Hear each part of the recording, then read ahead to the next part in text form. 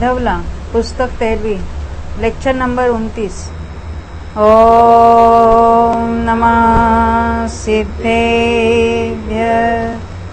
ओम नमः सिद्धेभ्य। ओम नमः सिद्धेभ्य। ओम शुद्धात्मने नमः। नमो अरिहन्ताणं नमो सिद्धाणं नमो आयर्याणं नमो वज्रायाणं नमो लोये सौवसाहुणम्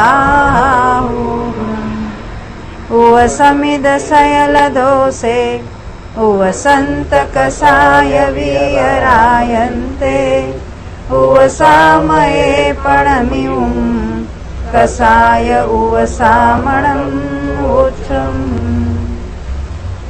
यह श्री वीरसेनाचार्य रचित जयधवला टीका है, जो कषाय पाहुर तथा चूर्णी सूत्र ग्रंथों पर लिखी हुई है, जिनके कर्ता है गुणधर भट्टारक तथा यतिवृषभ आचार्य, जिन्होंने भगवान महावीर के उपदेश के अनुसार इन ग्रंथों की रचना की है।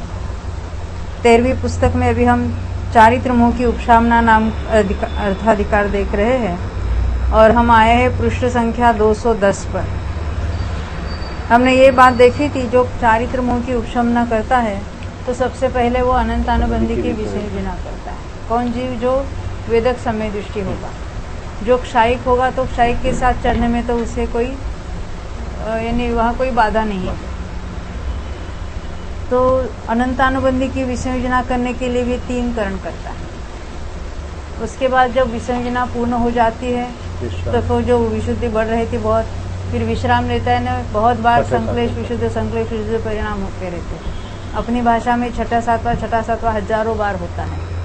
अब जाके वो द्वितीयोपशम सम्यक तो करेगा पहले और बाद में श्रेणी की बात करेगा। तो द्वितीयोपशम के लिए भी दोबारा 3 करण होते हैं। तो वहाँ भी जो जो करणों में जो जो कार्य होना है वो वहाँ पर भी संपन्न हो जाता है। तो उसके द्वारा वो दर्शन होने में गैप अंतर तैयार कर देता है। तो यहाँ हमने ये बात देखी थी, कल हम देख रहे थे थोड़ा।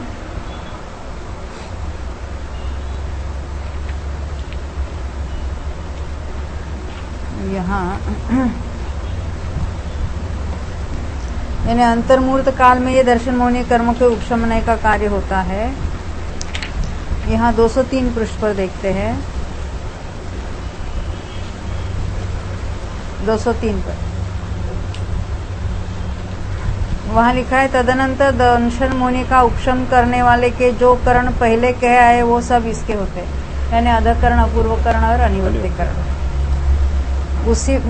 उसी प्रकार स्थितिघात, अनुभाघात गुण श्रेणी होती है, जैसे हमने पहले देखे थे। परंतु 204 में लिखा है यहाँ गुण संक्रमण नहीं होता है। परंतु यहाँ जो ऑलरेडी वेदक समय दृष्टि है तो इसका जो संक्रमण होता है मिथ्यात्व में से अन्य रूप हो जाने का कार्य चलता रहता है, उसको विद्यात संक्रमण कहते हैं।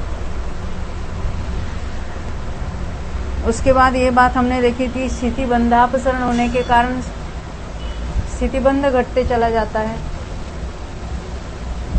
हाँ, और स्थिति कांडक घात के कारण स्थिति सत्व घटते चला जाता है।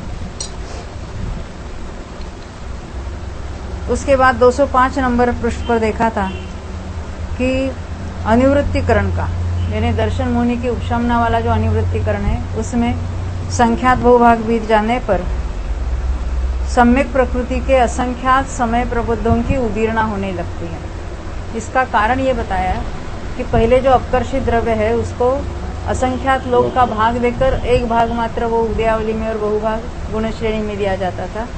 अब असंख्यात लोक के बदले भागाहार का प्रमाण पल्य का असंख्यात भाग होता है। भागाहार अत्यंत कम होने के कारण परमाणु अधिक उसमें दिए जाते हैं, ये उसका कारण बताया।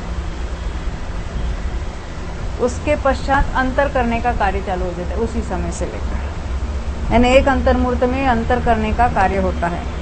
अंतर में हमने ये बात देखी थी, मिथ्यात्व के सम्यक मिथ्यात्व के जो अंतर वाले जो निषेक है उसके परमाणु कहाँ दिए जाते, तो ऊपर नहीं दिए जाते। क्यों नहीं दिए जाते? तो वहाँ बंध का अभाव है। उत्कर्षण में बंध की हाजिरी होना आवश्यक है। तो वहाँ के परमाणु कहाँ चले जाते हैं? तो सम्यक प्रकृति की जो नीचे गुण श्रेणी प्रथम स्थिति है उसमें दिया जाता है, गुण श्रेणी रूप से दिया जाता है, क्योंकि वहाँ गुण श्रेणी ऑलरेडी थी। उस गुण श्रेणी का टॉप यानी गुण श्रेणी का शीर्ष और ऊपर कुछ और संख्या से उसका अंतर किया था। तो सम्यक प्रकृति के अपने अंतर वाले परमाणु तो नीचे आएंगे ही आएंगे, मिथ्यात्व और सम्यक मिथ्यात्व के भी उसमें नीचे आएंगे, प्रथम स्थिति में दिए जाएंगे। और जो समान स्थिति वाले हैं वो समान स्थिति में दिए जाएंगे। क्यों समान स्थिति में? क्योंकि सम्यक प्रकृति का अंतर छोटा है, मिथ्यात्व सम्यक मिथ्यात्व का अंतर बड़ा है, क्योंकि उसकी प्रथम स्थिति आवली प्रमाण है और इसके अंतर्मूर्त प्रमाण है। इसलिए आवली के ऊपर इस यहाँ जहाँ तक इसके अंतर्मूर्त प्रमाण निषेध है वहाँ तो समान स्थितियों में चले जाएगा। पहली दूसरी तीसरी फाली में क्या होता है? वो दूसरे रूप भी होते हैं और अपने अपने में भी नीचे अपकर्षण होता है सामान्य रूप से। परंतु अंतिम फाली में क्या होगा? वो सारा का सारा सम्यक प्रकृति रूप हो जाएगा। अभी वो नीचे आने का कोई सवाल नहीं। यहाँ तक बातें ख्याल में आई सर? सम्यक प्रकृति का जो अंतर है, हाँ, उसके कॉरस्पॉन्डिंग जो सम्यक मिथ्यात्व और दर्शन मौनी है वो तो नीचे आएंगे और बाकी के सब उसमें हाँ समान में चले जाएंगे। वो तो नीचे आएंगे और बाकी जो है वो उसके बराबर वाले वही बराबर वाले में चले जाएंगे। हाँ, जहाँ इसकी प्रथम स्थिति है सम्यक प्रकृति की और अन्य दो की नहीं है, क्योंकि उसका तो अंतर बड़ा कर दिया है, तो वो समान स्थिति में जुड़ जाएंगे।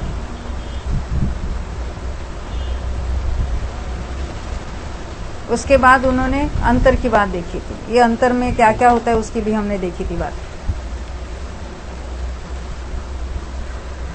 यहाँ 207 पृष्ठ पर आते हैं।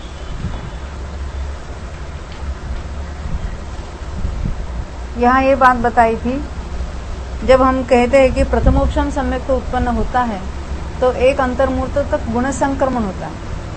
असंख्यात गुणा क्रम से मिथ्यात्व के परमाणु सम्यक मिथ्यात्व सम्यक प्रकृति रूप परिणमित होते हैं। ऐसा गुण संक्रमण यहाँ नहीं होता, फिर भी विशुद्धि अनंत गुणी बढ़ती। ये बात यहाँ बताई थी सूत्र में। सूत्र केवल पढ़ेंगे हम, देखो 207 का। सम्यक्त्व की प्रथम स्थिति के क्षीण होने पर, क्योंकि वो गलित वाली गुण श्रेणी है, एक एक समय नष्ट हो जाएगा उदय में आकर, और पहली स्थिति घटते घटते घटते पहले हमने देखा था आवली प्रत्यावली रहेगी, वहाँ उदीर्णा होगी, फिर वो भी नष्ट हो जाएगी, आवली मात्र रहेगा, वो भी निकल जाएगा।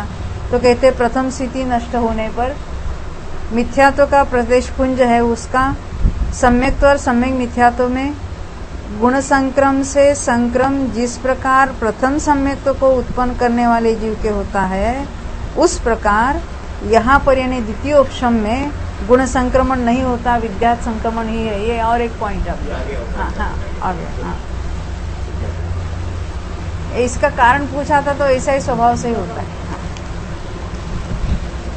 उसके बाद आगे का सूत्र देखते 208 पृष्ठ पर कि प्रथम सम्यक्त्व को उत्पन्न करने वाले जीव यानी प्रथम उपशम वाले जीव के गुण संक्रम के द्वारा जो पूर्ण काल होता है, पूर्ण काल यानी सम्यक मिथ्यात्व और सम्यक प्रकृति के निषेध, ये उसके परमाणु उसमें दे देना, उसकी प्रकृति तैयार होना, उसको कहेंगे पूर्ण काल।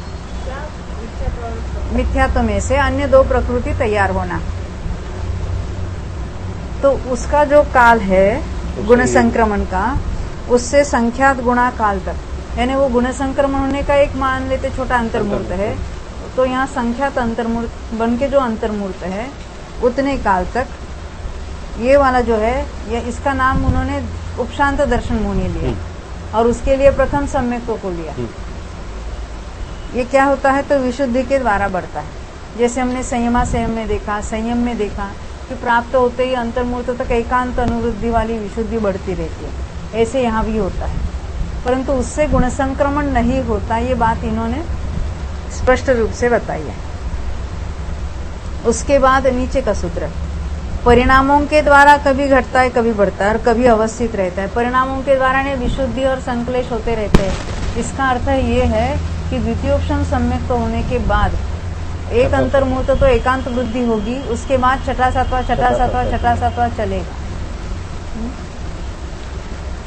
यहाँ वो 209 पर लिखा है सूत्र में ही, तब से उसी प्रकार उपशांत दर्शन मोहनीय जीव यानी वो द्वितीयोपशम वाला जीव असाता वेदनीय अरति शोक अयशस कीर्ति आदि में अस्थिर और अशुद्धि लेना प्रकृतियों संबंधी हजारों बंध परावर्तन करके यानी हजारों बार छठे सातवें में झूल करके ये आधा सूत्र लिया ना, उसका आधा अभी पढ़ेंगे हम आगे नीचे एकदम 209 के नीचे की लाइन। तत्पश्चात यानी पहले अनंतानुबंधी की विसर्जना करने के बाद हजारों बार छठा सातवां हुआ था। अब दर्शन मोहनी के उपशम ना होने के बाद द्वितीय उपशम करने के बाद भी हजारों बार छठा सातवां हो रहा है। तत्पश्चात कषायों को उपशमाने के लिए अध प्रवृत्तकरण संबंधी परिणाम रूप परिणमता, ये 7वें गुणस्थान वाला जीव है। हाँ, इसको सातिशय कहेंगे क्योंकि यहाँ जो श्रेणी वाला जो अधकरण है वो यहाँ शुरू होता है। यानी इस अधकरण से क्या होगा, चारित्र मोह संबंधी अभी कार्य चालू हो जाएगा। एक्चुअल उपशम तो अनिवृत्तिकरण में होता है, परंतु उस संबंधी परिणाम यहाँ से शुरू हो गए अभी बढ़ने। यानी इस जीव ने 3 करण के अनंतानुबंधी की विसर्जना के लिए, 3 करण के द्वितीयोपशम के लिए, अब ये जो 1 करण है वो चारित्र मोह की उपशमना संबंधी अधकरण यहाँ 7वें में होता है। उसके बाद ये नहीं करे वापस बोल सकता है। हाँ किया हाँ और फिर वो नहीं करे आगे नहीं चढ़े। हाँ, हो सकता है ना, क्योंकि छठा सातवां रेगुलर है, वो स्वस्थान है अभी भी उसको। मतलब इतना सब किया होता है तो अधकरण मेरे ख्याल से अधकरण में आने पर भी मरण नहीं होगा शायद। अधकरण सातिशय अप्रवृत्त का मरण फिर भी ऊपर तो है ना, अनिवृत्तिकरण आदि में है। सातिशय ब्रह्मत्व तो जैसे करण लब्धि होने के बाद में कुछ में जो दर्द होता है, हाँ। ऐसे ये सातिशय ब्रह्मत्व अधकरण शुरू कर दिया तो वो चढ़ेगा ही चढ़ेगा, मगर हमने देखा था 8वें के दूसरे भाग में भी मर सकता है, 90वें में भी मर सकता है। वो तो करण की बात भी है ना वहाँ पर। नहीं, उनका क्वेश्चन क्या है कि मनुष्य पर्याय में रहते हुए जिससे द्वितीय वो तो नक्की की वो नक्की चढ़ेगा, वो तो चढ़ेगा, वो श्रेणी चढ़ेगा, वो तो श्रेणी चढ़ेगा, मरण नहीं होता है तो उपशम श्रेणी। अच्छा, इसके बाद द्वितीय उपशम किया है हाँ तो हाँ चढ़ेगा, चढ़ने के लिए होता है ना, क्योंकि वो क्या क्या कार्य करता है उसकी बात है, अन्यथा द्वितीय उपशम करने का वहाँ कोई सवाल नहीं है। वो तो चौथे से कहीं पर भी कर सकते हैं, वो तो नार की भी कर सकते हैं। अब आगे पढ़ेंगे यहाँ से अपना आज का विषय शुरू होता है ना, क्योंकि क्या है थोड़ा सा रिवीजन करके आगे बढ़ेंगे ना तो विषय ख्याल में आ जाता है। तत्पश्चात यहाँ पर भी फिर लिया अध प्रवृत्त करण संबंधी परिणाम रूप परिणमता है। अच्छा, इसका अर्थ बता रहे, यानी द्वितीयोपशम करने के बाद हजारों प्रमत्त और अप्रमत्त संबंधी परावर्तन रूप व्यापार के बाद, उसके बाद की बात है, उपशम श्रेणी के योग्य विशुद्धि से विशुद्ध होता हुआ। अब ये उपशम श्रेणी के योग्य विशुद्धि कहेंगे इसको, क्योंकि विशुद्धि भी अलग अलग प्रकार की होती है, किस विशुद्धि से क्या कार्य होता है वो निश्चित है। कषायों को उपशमाने के लिए अध प्रवृत्तकरण परिणाम रूप परिणमता है, यह उक्त कथन का तात्पर्य है। यानी अब जो ये अधकरण हो रहा है उससे कषायों की उपशमना आगे चलकर होगी। कषायों को उपशमाने के लिए उद्यत हुआ जीव तस्य कृत्य अर्थात उसके लिए सबसे प्रथम अध प्रवृत्त संज्ञा वाला करण परिणाम है उस रूप, यह समस्त करणीय परिकर से संपन्न होकर परिणमता है। करणीय परिकर से संपन्न होकर करने योग्य कार्य करके संपन्न हो जाता है, परिणमता है। यानी वो पहले विसंजना की, फिर द्वितीय उपशम किया और अभी वो अध प्रवृत्त कर रहा है।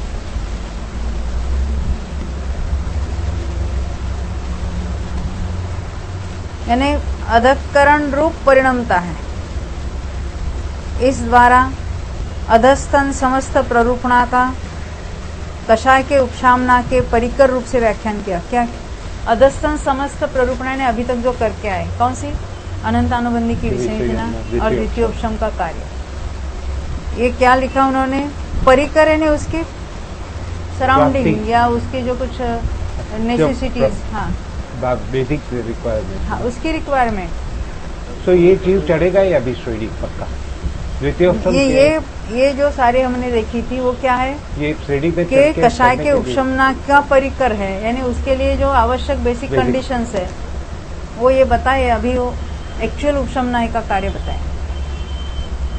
परंतु इससे उपरिम प्ररूपणा, अधस्थ ने इससे पहले वाली प्ररूपणा, ऊपरी मैंने अब इसके बाद करने वाली प्ररूपणा कषायों के उपशामक संबंधी है, यह ज्ञान कराया गया है। आशय यह है कि द्वितीयोपशम सम्यक की प्राप्ति के बाद हजारों बार प्रमत्त संयत होता है, उसके बाद सातिशय अप्रमत्त भाव को प्राप्त कर, अब उसको सातिशय अप्रमत्त कहेंगे, अब तक नहीं कहा था। उपशम श्रेणी पर आरोहण करने के लिए अध प्रवृत्तकरण भाव को प्राप्त होता है।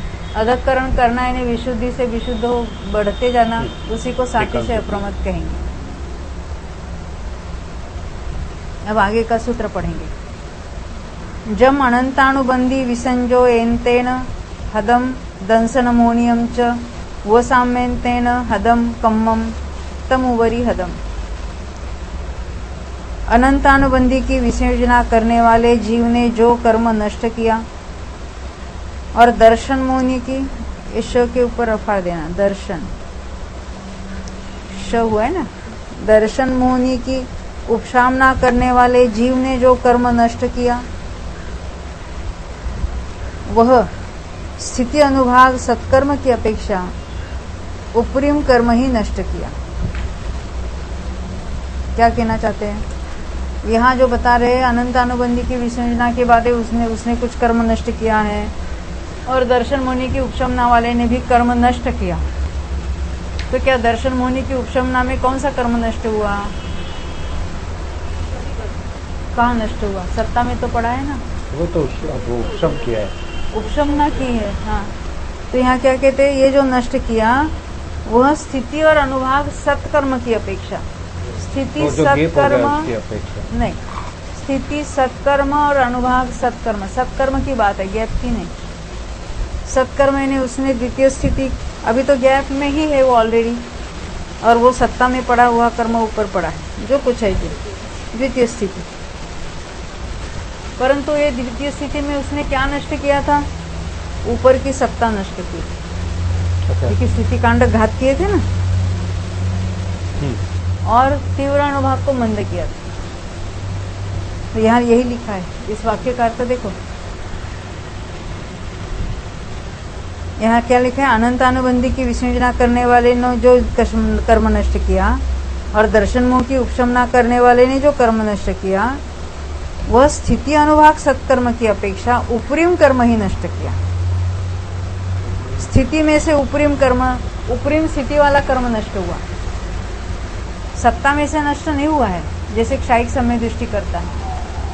उपरिम अनुभाग का नाश किया है।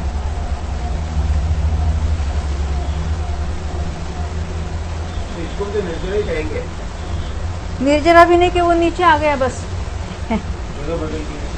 उसके ऊपर की अधिक स्थिति नष्ट हुई है, अधिक अनुभाग नष्ट हुआ है।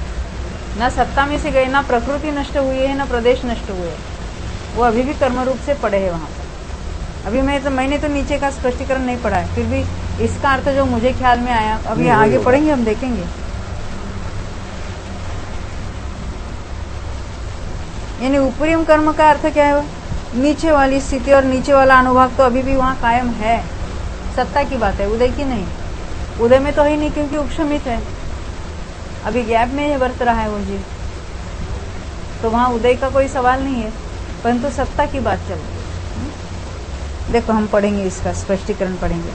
अनंतानु रह गया, ये बात एक जल्दी ख्याल में नहीं आती है, इसे हम पढ़ लेते क्योंकि हमें पता है ना पूरा शब्द। अनंतानुबंधी की विसंयोजना करने वाले जीव ने जो कर्म नष्ट किया, अब उसने तो अन्य रूप परिणमित कर दिया, और दर्शन मोह की उपशामना वाले करने वाले जीव ने जो कर्म नष्ट किया, वह सब कषायों की उपशामना करने वाले जीव के द्वारा घाते जाने वाले स्थिति अनुभाग सत्कर्म से जो उपरिम कर्म है वही नष्ट किया, अधस्तन कर्म नहीं। यह उक्त कथन का तात्पर्य है। क्या कहना चाहते हैं?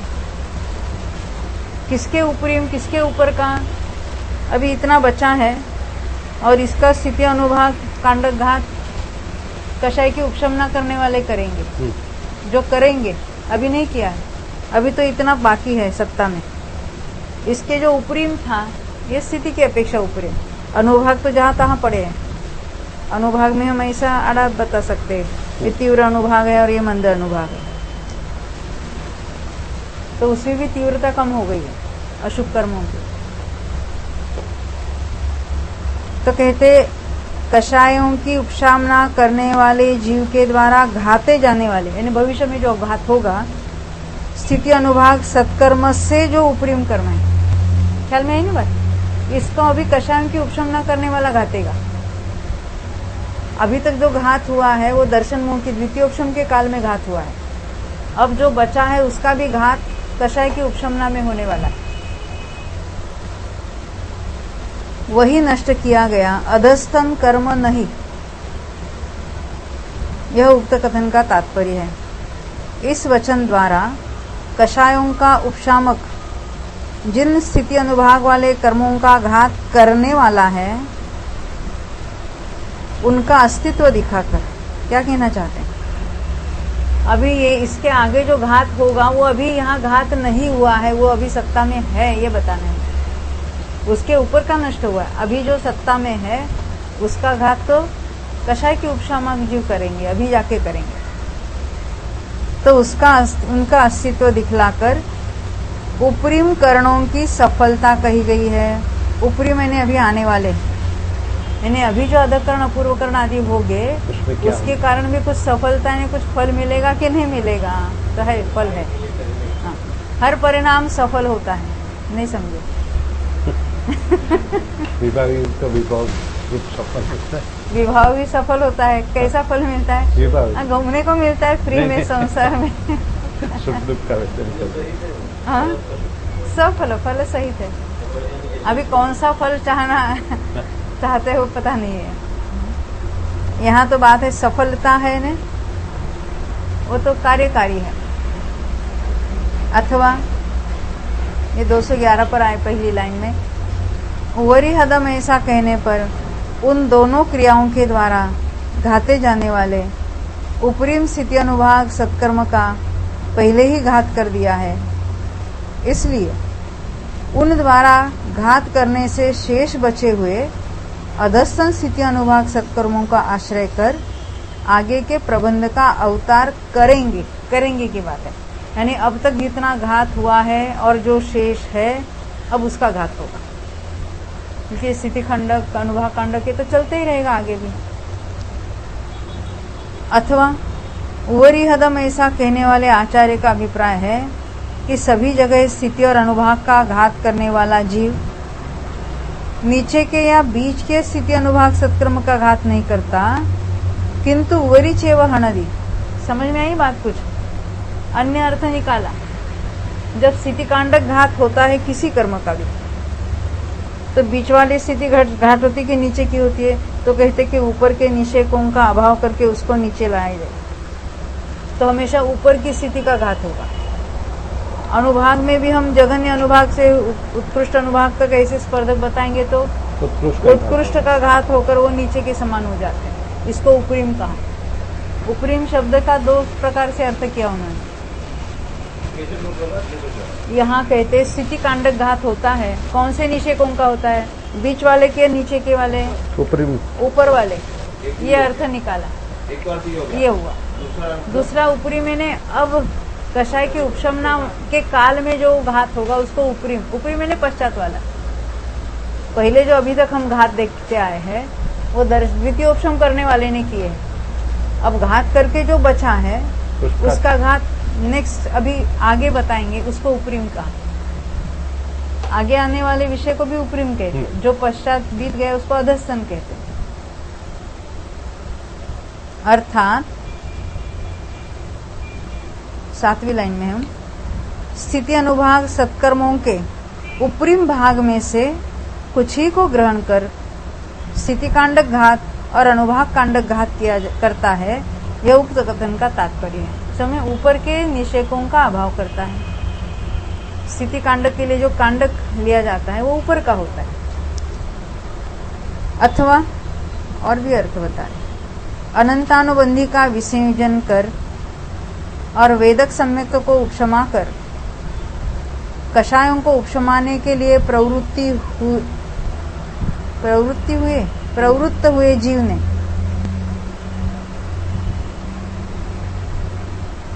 प्रवृत्ति ऊपर क्या लिखा है, प्रवृत्ति जिसकी हुई ऐसे जीव ने, ठीक है,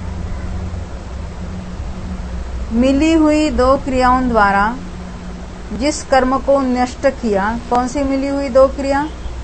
एक विसर्जना और द्वितीयोपशम।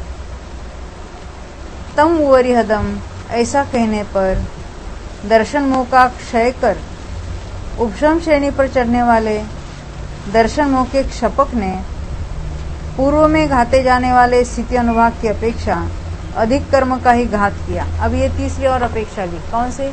जो सपना वाले, पहले जिसने अनंतानुबंधी की विसर्जना की और द्वितीयोपशम कहते, और द्वितीयोपशम किया। अब कहते हैं कि दर्शन मोह के शपथ की, तम वरिहदम, दर्शन मोह का क्षय कर दिया और बाद में उपशम श्रेणी चढ़ा।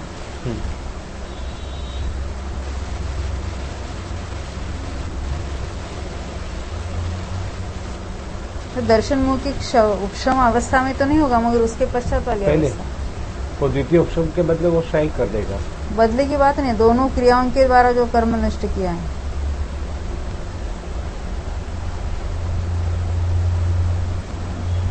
ये हो सकता है ना कि उसने नहीं, जो द्वितीय उपशम करने के बाद भी क्षय हो सकता है, नहीं होगा ना, यानी उसका द्वितीयोपशम का काल पूरा हो जाएगा। वो श्रेणी चढ़ने के बदले वो सपना का कार्य करेगा, फिर से उसको वेदक तो होना ही पड़ेगा।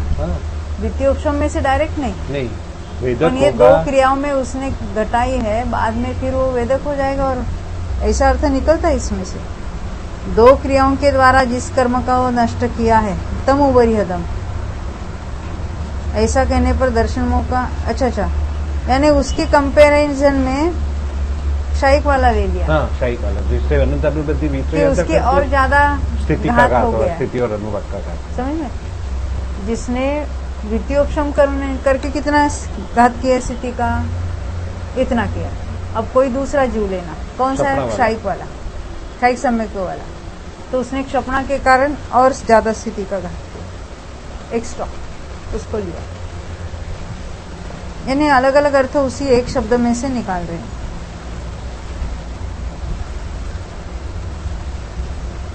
इससे स्थिति मिला नीचे से 3 6 लाइन। इससे स्थिति सत्कर्म यानी सत्ता वाली स्थिति और अनुभाग सत्कर्म को, यानी सत्ता में जो मैक्सिमम अनुभाग है उसको अनुभाग सत्कर्म कहेंगे। संख्यात गुणहानि और अनंत गुणा करके क्षयिक सम्यक दृष्टि जीव उपशम श्रेणी पर चढ़ता है। यह इस सूत्र का भावार्थ है। संख्यात गुणा हानि और अनंत गुणा हानि चाहिए ना? नहीं, ये तो अप्रशस्त तो प्रशस्त की अपेक्षा है, हानि तो अप्रशस्त में होगी ना। स्थिति के लिए संख्यात गुणा हानि और अनुभाग के लिए अनंत गुणा हानि। ऊपर क्या है देखें,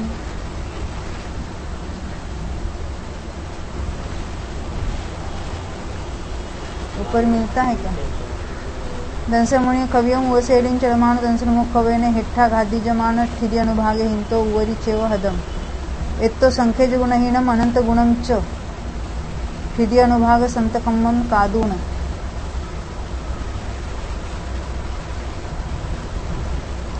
प्रशस्त में अनंत गुणा हो जाएगा। स्थिति सत्कर्म और अनुभाग सत्कर्म को संख्यात गुणाहानि और अनंत गुणा करके, जब अनंत गुणा कहना है तो प्रशस्त कर्मों का, प्रशस्त की अपेक्षा ही होगा। ये स्थिति संख्यात गुणा हानि हुई ना। स्थिति संख्यात गुणा घटी, संख्यात की बात, अनुभाग अनंत गुणा बढ़ा, ये बात। स्थिति तो घटती है और अनुभाग तो प्रशस्तों में बढ़ता है। अनुभाग नहीं, जब अनुभाग कांडक घात होते हैं, जहाँ घात होता है तो अप्रशस्त का होता है। जब अनुभाग बढ़ना कहे तो प्रशस्त का है। और स्थिति किसकी घटती है? तो दोनों की घटती है। प्रशस्त की भी घटती है और अप्रशस्त की भी घटती है, दोनों की घटती है। स्थिति में तो दोनों को घटना है। तो स्थिति कितनी घटेगी? तो संख्यात गुणा घटेगी, यानी जितनी है उससे संख्यात वे भाग प्रमाण रह जाएगी। तो यहाँ स्थिति के लिए संख्यात गुणहानि कहा, यानी स्थिति सत्कर्म को 1 नंबर देना और संख्यात गुणहानि को 1 नंबर देना। अनुभाग सत्कर्म को 2 नंबर देना और अनंत गुणा को 2 नंबर देना। ये समझ लेना यहाँ प्रशस्त कर्मों की बात। क्योंकि यहाँ पे बंद तो प्रशस्त का है, वो ही अपेक्षा बात कर रहे हैं। अप्रशस्त का बंद ही नहीं है यहाँ पे। अप्रशस्त का बंध नहीं है, परंतु उसका अप्रशस्त को हानि करने के लिए अनुभाग कांडक से हानि होती है। हाँ, तो हानि तो दोनों में बता दिया। जो किसमें? स्थिति सत्कर्म है उसमें हानि हो गई, और अभी जो बंद रहा है वो प्रशस्त अप्रशस्त में हानि होगी। अनुभाग में, अनुभाग वो नहीं बताया, वो अनंत गुणा घटेगा। हाँ। अनुभाग में अप्रशस्त का अनंत गुणा घटेगा, प्रशस्त का अनंत गुणा बढ़ेगा। अब ये घट और बढ़ दोनों बनाने के लिए अनंत गुणा कह लिया, उसमें वृद्धि हानि लगा देना प्रशस्त अप्रशस्त में।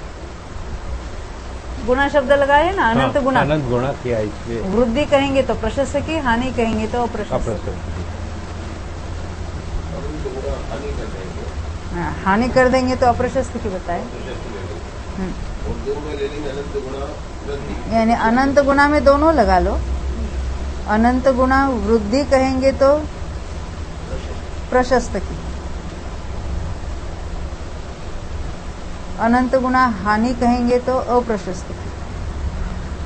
उसमें दोनों कवर हो गए।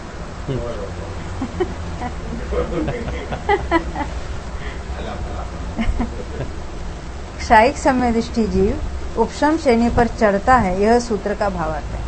उन्होंने बहुत अलग अलग पद्धति से अर्थ बताए उसके।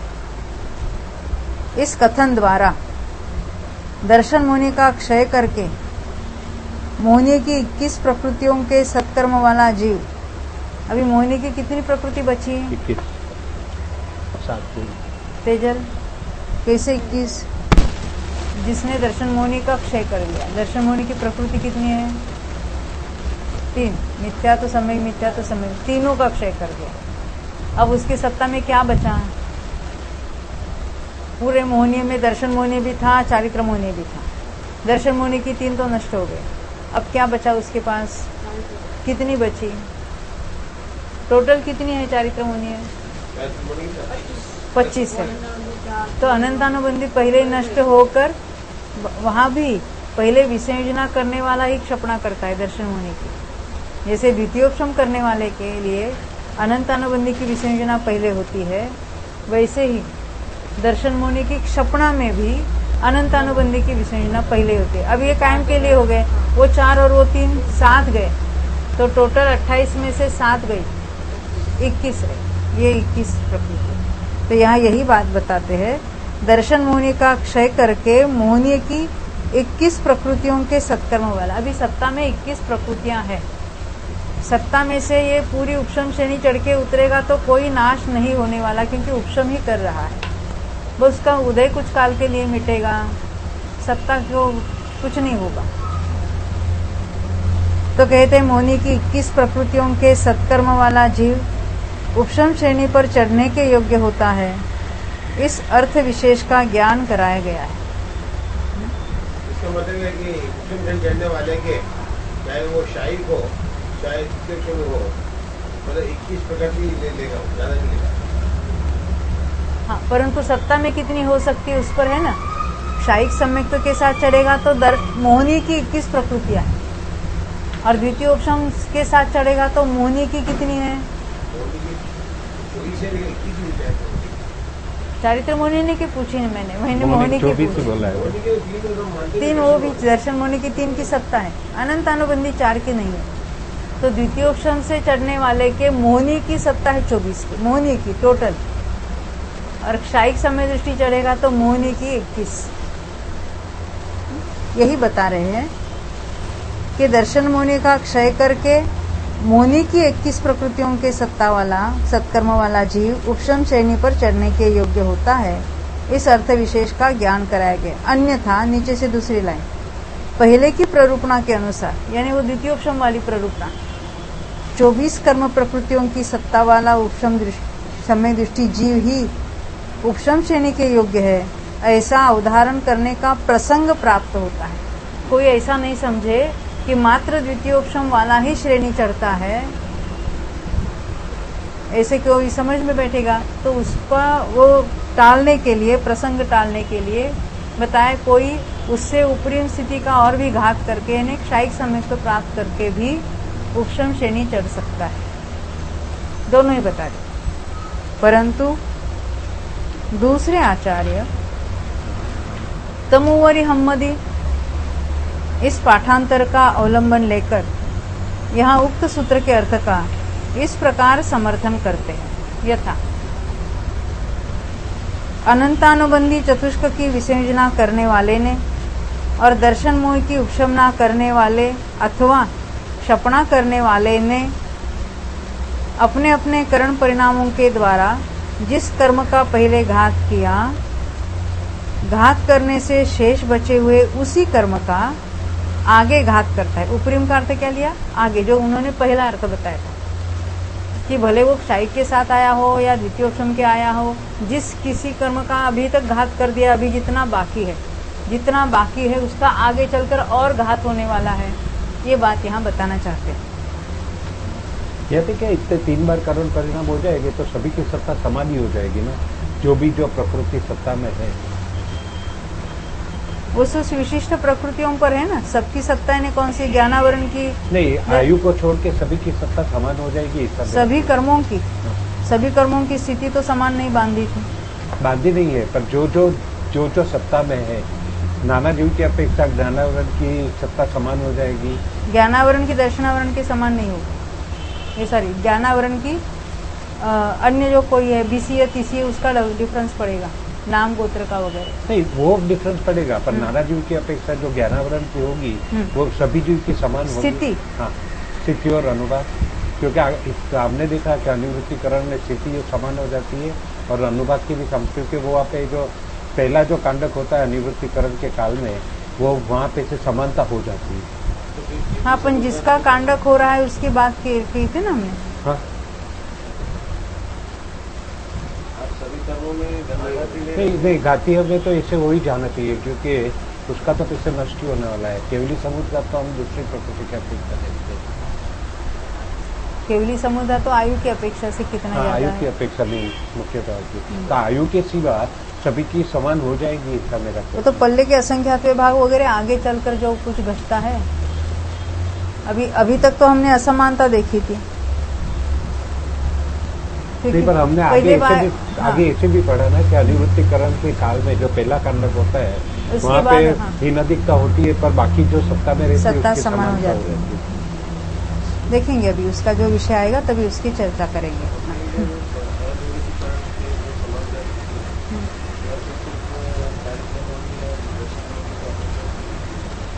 हाँ, उसमें वो समानता होगी, क्योंकि जिस कर्मों का वहाँ प्रोसेस चल रहा है उसमें चलेगी वो समानता।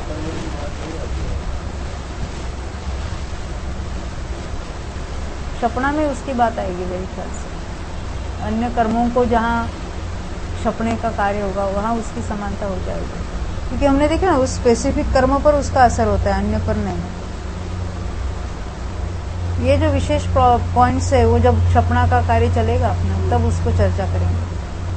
ये प्रदेश में कभी हो सकती है, प्रदेश पे नहीं, शपित हो सकता है। वो तो अंतिम समय तक गणित शपित की बात की है उन्होंने। हाँ, कितना प्रदेश की अपेक्षा नहीं, पर स्थिति और अनुवाद की अपेक्षा नहीं।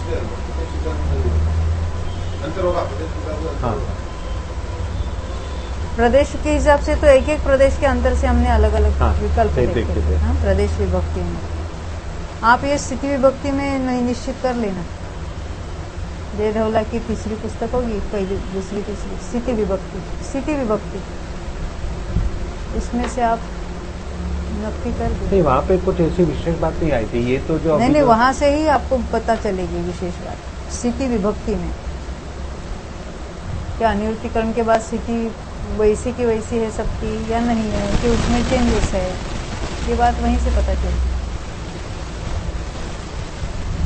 हाँ, देखो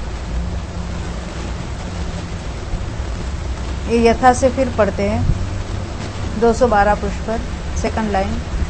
अनंतानुबंधी चतुष्क की विसर्जना करने वाले ने और दर्शन मुनि की उपशमना करने वाले अथवा क्षपना करने वाले ने, ये तो हो गया था। हाँ, अपने अपने करण परिणामों के द्वारा जिस कर्म का पहले घात किया, घात करने से शेष बचे हुए उसी कर्म का आगे घात करता है। कषायों का उपशम करने वाला बंध द्वारा या अन्य प्रकार से उससे कुछ दूसरे कर्म का उत्पन्न कर उसका घात नहीं करता, क्योंकि इस प्रकार संभव नहीं है। क्या कहना चाहते हैं? और ज्यादा बंध करके फिर उसका घात करेगा, ऐसा नहीं है, क्योंकि जितना घात हो चुका है उससे बंध तो कम ही स्थिति का बंधेगा। इसलिए आगे चलकर जो घात होता है कहेंगे जो बचे हुए का ही घात करेगा और नया एक्स्ट्रा बांध कर नहीं घात करेगा। कम बंधेगा तो जो सत्ता में उसी को सत्कर्म कहेंगे।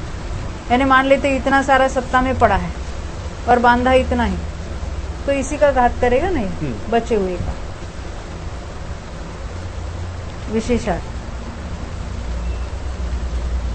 यानी ये दो शब्दों का अर्थ अलग अलग पद्धति से अलग अलग विचार से उन्होंने प्रस्तुत किए। यहाँ पर जम अनंतानुबंधी विसंजो यंतेन इत्यादि रूप से कथित उक्त सूत्र में आए हुए तम उवरी हदम पद की अपेक्षा भेद से अनेक व्याख्यान प्रस्तुत किए गए हैं। उन सब का मुख्य सार यह है कि अनंतानुबंधी चतुष्क की विसंयोजना करने वाले जीव ने और दर्शन मुख की उपशमना करने वाले जीव ने जो कर्म नष्ट किया वह स्थिति और अनुभाग की अपेक्षा उपरिम भाग में स्थित कर्म ही नष्ट किया, क्योंकि स्थिति और अनुभाग की अपेक्षा उपरिम भाग को नष्ट किए बिना अधस्सन या मध्य भाग को नष्ट करना संभव नहीं है। पहले नीचे के नष्ट करेंगे फिर ऊपर, ऐसा नहीं होगा।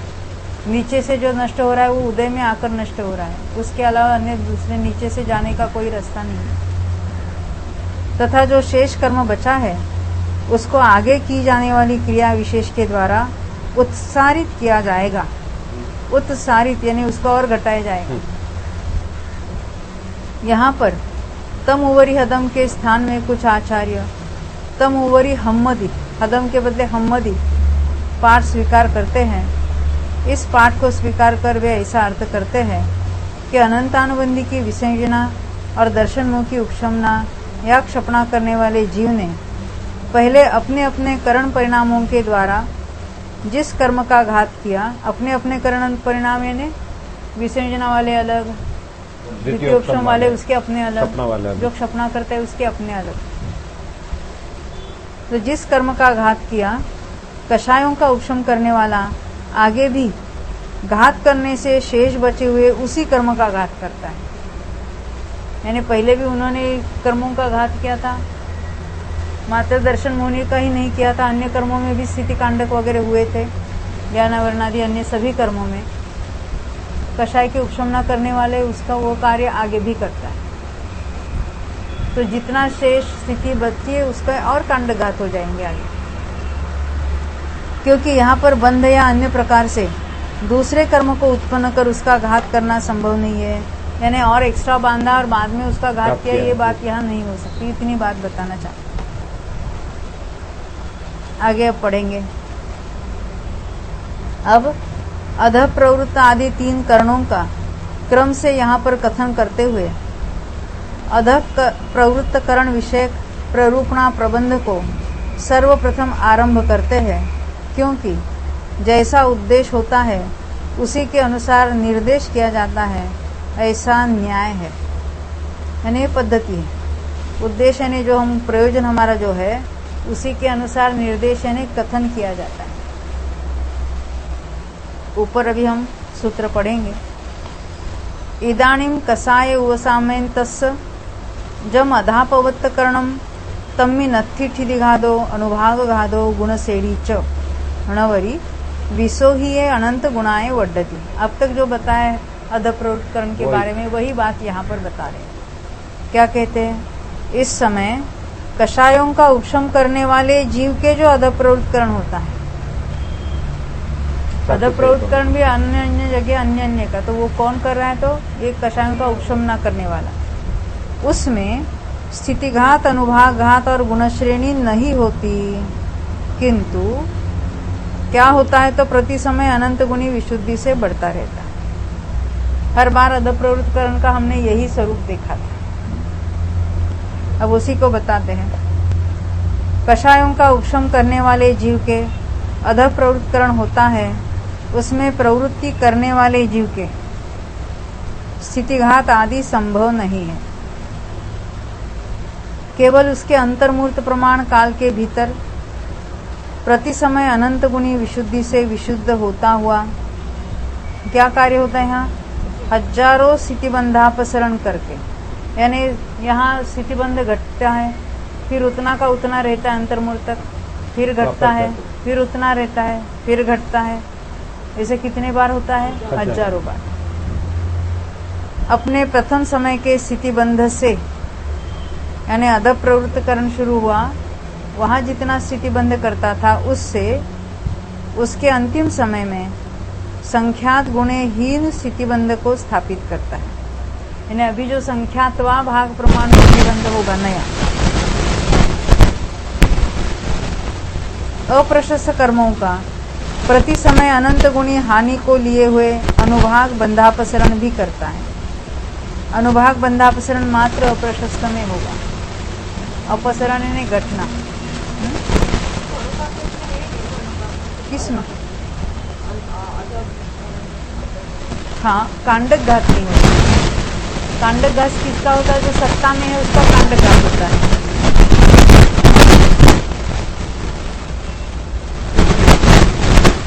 और जो नया बंधने वाला कम बनता है उसको बंधापसरण कहते हैं।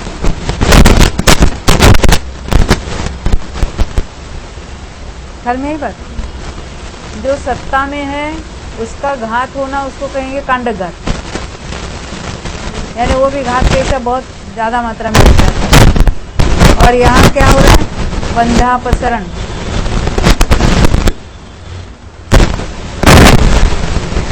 बंधापसरण में क्या लेना? नया बंध, तो स्थिति तो कम ही बन रही है, किसकी? दोनों की, प्रशस्त अप्रशस्त की। परंतु यहाँ पर जो नया बंध हो रहा है अनुभाग का, प्रशस्तों में अनंत गुना बढ़ता हुआ होगा, अप्रशस्त में अनंत गुना घटता होगा, उसको अनुभाग बंधापसरण कहते हैं। तथा प्रशस्त कर्मों का अनुभाग में दोनों के लिए अलग अलग है बात। प्रशस्त कर्मों का प्रति समय अनंत गुणी वृद्धि को लिए हुए चतुस्थानीय अनुभाग बंद करता है, यह अमृत वाला। इस प्रकार यह यहाँ पर सूत्र के अर्थ का संग्रह है।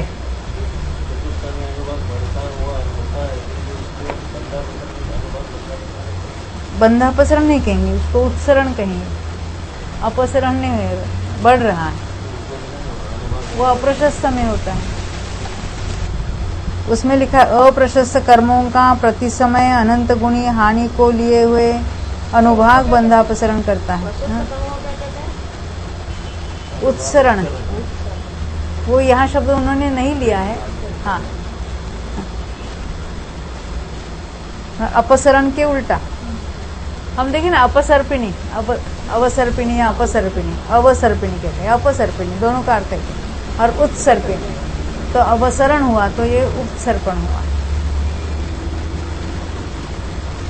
अब यहाँ पर अधः प्रवृत्तिकरण के लक्षण का कथन करना चाहिए। ये क्या हमने तो पहले देखे थे, अनुकृष्टि होती है वगैरह वगैरह, ये जो उसके लक्षण हैं। अन्यथा जिन्होंने उसके स्वरूप को नहीं जाना है उनके लिए तद विषयक शेष प्ररूपणा असंबद्ध होने का प्रसंग प्राप्त होता है। ऐसी आशंका होने पर आगे का सूत्र कहते हैं। ये कहना चाहते हैं, अधः प्रवृत्तिकरण जहाँ कहाँ भी होता है उसका लक्षण क्या है? अनंत गुणी विशुद्धि बढ़ती है। और क्या लक्षण बताए थे उन्होंने? तो ऊपर के समय में और नीचे के समय में जीवन के परिणाम सदृश हो सकते हैं, जिसको कहते हैं अनुकृष्टि का होना, उसी को अनुकृष्टि कहते हैं। तो हमने वो कहाँ कितनी विशुद्धि होती है क्या, वो सारी प्रेरणा बहुत डिटेल से देखी। एक समय में इतने खंड होते हैं, उसमें इतने असंख्यात लोक प्रमाण परिणाम होते हैं वगैरह वगैरह। तो यहाँ कहते हैं तम चेव इमस्सवि अधापवत्त करणस्य लक्षणम जम पूर्वम परुविदम, यानी पहले जो बार बार कहते आए वही प्ररूपणा यहाँ भी समझने योग्य है। इस अध प्रवृत्तकरण का भी वही लक्षण है जिसके पहले कथन किया है। प्रथम सम्यक्त्व के ग्रहण के समय ने प्रथमोक्षम सम्यक्त्व के समय अभी तो जम पूर्वम परुविदम अभी अभी पढ़ा मैंने, ये पढ़ा तम चेव इमस्सवि अधापवत्त करणस्य लक्षणम जम पूर्वम परुविदम, जो पहले हम बता के आए हैं वही अब बताएंगे। प्रथम सम्यक्त्व के ग्रहण के समय अध प्रवृत्तकरण का अनुकृष्टि आदि विशेषताओं, अनुकृष्टि यानी ऊपर नीचे के परिणाम समान होना, फिर उसमें वो निर्वर्गणा कांडक कहते कहाँ तक समान होते हैं, फिर वो कहाँ ऊपर की विशुद्धि नीचे की विशुद्धि उसे कंपेयर की, वो आदि जो विशेषताओं के साथ जो लक्षण पहले कहे आए हैं उसे पूरी लक्षण को, उसी पूरे लक्षण को यहाँ पर भी कहना चाहिए। उससे विलक्षण यानी लक्षण और विलक्षण, उससे अन्यथा लक्षण, इसका दूसरा लक्षण नहीं है, ये उक्त कथन का तात्पर्य। यानी अधः प्रवृत्तकरण का ही अर्थ है नाना जीवों की अपेक्षा परिणामों के कंपैरिजन, तो उसमें क्या क्या होता है अन्य अन्य जीवों की अपेक्षा वो बताते हैं। इसी प्रकार अपूर्वकरण और अनिवृत्तिकरण का भी पूर्वोक्त लक्षण ही जानना चाहिए, क्योंकि उनमें इनमें कोई अंतर नहीं है, कोई डिफरेंस नहीं। उसमें क्या होता है वो तो हम कहते हैं स्थिति कांड घात होता है, अनुभाग कांड घात है, आदि सभी विशेषता वैसे हो। शंका, इन सब कार्यों में एक समान लक्षण वाले इन तीनों करणों में अलग अलग कार्यों को उत्पन्न करने की शक्ति कैसे संभव है? क्या कहते हैं? उसका लक्षण समान है तो कहीं वो अपूर्वकरण से दर्शन मोहनी के कांड घात ज्यादा होते हैं और वहाँ पर भी किसी के अंतर ज्यादा होता है, किसी का कम होता है, क्या क्या बातें बनती हैं। तो ये अलग अलग कार्यों के क्यों होते हैं? कभी अपूर्वकरण में तो अभी कशांग की उपशमना होगी, पहले तो दर्शन मोहनी की उपशमना हुई, परिणामों का लक्षण वही है, तो उससे अलग अलग कार्य क्यों हो रहे हैं? क्योंकि उसके पहले जब पहले में 3 करण किए तो विसर्जना हुई थी, तब बाकी कर्मों में कुछ नहीं हुआ था। अपूर्वकरण अनिवृत्तिकरण से तो विसर्जना भी होने दो ना, दर्शन होने की उपशमना भी साथ होने दो, क्षपणा भी होने दो, सब कुछ होने दो। तो यहाँ कहते हैं ऐसी आशंका नहीं करनी चाहिए, क्योंकि यद्यपि इन करणों के लक्षणों के कथन में, कथन की बात है, वास्तव में कोई भेद नहीं है, फिर भी पूर्व के करणों में विशुद्धि अनंत गुणी हीन होती है। अब भी उनके नाम तो वही थे, वहां की अपेक्षा वो समानता असमानता की बात है। उसके वहां का अदब प्रवृत्त और यहाँ का अदब प्रवृत्तकरण, इनकी समानता नहीं है। तो कहते हैं पूर्व करणों में विशुद्धि अनंत गुणी हीन होती है और आगे के करणों में विशुद्धि अनंत गुणी अधिक होती है। इस प्रकार इन करणों में जो भेद उपलब्ध होता है उसका आश्रय कर पृथक पृथक कार्यों की सिद्धि हो जाती है, इसमें कोई विरोध नहीं उपलब्ध होता। या फिर विशुद्धि में तो स्थिरता की अपेक्षा लेना है मेनली, कषाय उस जाति के मंदता को लेना, एक कषाय की मंदता को लेके जाए। वैसे तो स्थिरता सर्वत्र है ही है, पर स्थिरता के बढ़ना का अर्थ क्या है? कषायों का कम अनुभाग में उदय होना। विशेषार्थ प्रथमोक्षम सम्यक्त्व की उत्पत्ति, अभी उन्होंने किसमें अधिक होता है वो बताया। अनंतानुबंधी चतुष्क की विसर्जना, द्वितीयोक्षम सम्यक्त्व की उत्पत्ति, क्षायिक सम्यक्त्व की उत्पत्ति, चारित मोहिनी की उपशमना और क्षपना, ये कार्य है कौन कौन से हुए? प्रथमोपशम अनंतानुबंधी की विसर्जना, द्वितीयोपशम शाहीक सम्यक, चारित्रमुखी उपशमना और चारित्रमुखी क्षपणा, जिनमें अदब प्रवृत्त आदि 3 करण होते हैं, उनके लक्षण भी सर्वत्र समान है। 3 करण कहाँ कहाँ होते हैं उसकी बात बताइए। इसी बात को ध्यान में रखकर उक्त शंका समाधान किया गया है। प्रथमोपशम सम्यक की उत्पत्ति के समय इन 3 करणों में सबसे कम विशुद्धि होती है। चारित्रमुखी क्षपणा के समय इन 3 करणों में सबसे अधिक विशुद्धि होती है और मध्य के स्थानों में अधिकारी भेद से यथाविधि जान लेनी चाहिए। वो उसका नंबरिंग दिया ही उन्होंने। हाँ, इस प्रकार इनके लक्षणों का अनुवाद करके कथन करके अधः प्रवृत्तकरण के कथन के अवसर पर चारों प्रस्थापक गाथाओं के अर्थ का विशेष व्याख्यान क्रम से अवसर प्राप्त है, ऐसा कथन करते हुए आगे के सूत्र प्रबंध को कहते हैं। प्रस्थापक गाथा इन्हें उन्होंने 4 गाथा बताई कि मेरे ख्याल से चढ़ने वाले की 8 गाथाएं देखी है। उसमें से 4 प्रस्थापक गाथा है, उसकी बात अभी यहाँ कहेंगे। ये गाथा देख लो कहाँ पर आए थे।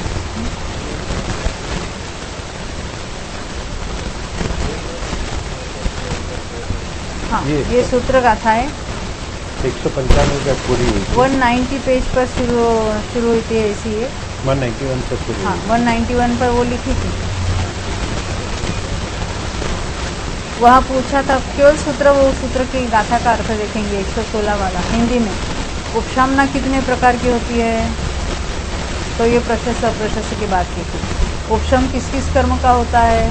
अब यहाँ तो कषायों का उपशम होगा। हाँ, कब कौन कर्म उपशांत रहता है? पहले नपुंसक वेद की होगी, स्त्री वेद की होगी, वो क्रम बताएंगे। और कौन कर्म अनुशांत रहता है, ये तो पहली गाथा हुई। फिर उसी के नीचे उसी पेज पर चारित्र मोह की स्थिति, अनुभाग और प्रदेश पुंज के कितने भाग का प्रति समय उपशमन करता है, क्योंकि वो खालियों में कार्य होता है। तो प्रति समय उपशम कितने कर्मों का, कितनी स्थिति का होता है, कितने अनुभाग का, कितने प्रदेशों का। वही 3 प्रश्न मैंने 3 बातें। संक्रमण कितने का करता है पूछा, और उदीर्णा कितने का, क्योंकि एट ए टाइम तीनों कार्य कर रहे हैं। उपशमन भी हो रहा है, संक्रमण भी हो रहा है, उदीर्णा भी हो रहा है। यानी कुछ नीचे भी आ रही पहली स्थिति में वगैरह वगैरह। हाँ, कितने भाग का बंद करता है, क्योंकि बंद भी होगा जब तक जिसका वहाँ पर बंद योग्य प्रकृतियाँ वो बंधेगी। उसके बाद 192 पृष्ठ पर हम केवल 4 ही गाथा देखेंगे अभी कि चारित्र मोह कर्म प्रकृतियों का कितने काल द्वारा उपशमन करता है, उनका संक्रमण और उदीर्णा कितने काल तक होती है, और वे कर्म कितने काल तक उपशमित रहते हैं, उपशांत रहते हैं, और कितने काल तक अनुपशांत रहते हैं। कितने 3 हुई ना गाथा। और चौथी है 119 नंबर की आगे के पृष्ठ पर 193 पर कि उपशामक के किस अवस्था में कौन करण विच्छिन्न हो जाता है। कौन करण का अर्थ होता है वो जो कुछ वहाँ पर निधत्ति निकासना आदि की जो बातें हैं वो उसको करण कहते हैं। यानी विशिष्ट बातें, कर्मों की विशिष्ट अवस्थाएं वहाँ तक की उसके ऊपर नहीं, ये उसका अर्थ है। वो तभी बताएंगे कौन करण अविच्छिन्न रहता है, कौन करण उपशांत रहता है, कौन करण अनुपशांत रहता है। ये 4 गाथाओं संबंधी अभी, क्योंकि वो कौन सा जीव है, चढ़ने वाला है। इसके आगे की 4 गाथाएं उतरने वाले की, प्रतिपात वाले की हो, क्योंकि उपशम श्रेणी है तो चढ़ने वाला उतरने वाला दोनों की बातें वहाँ बताएंगे। तो यही पर बात बताई, यही बात 4 प्रस्थापक गाथाएं, यानी वो चढ़ने वाले जीव के, चढ़ने वाले।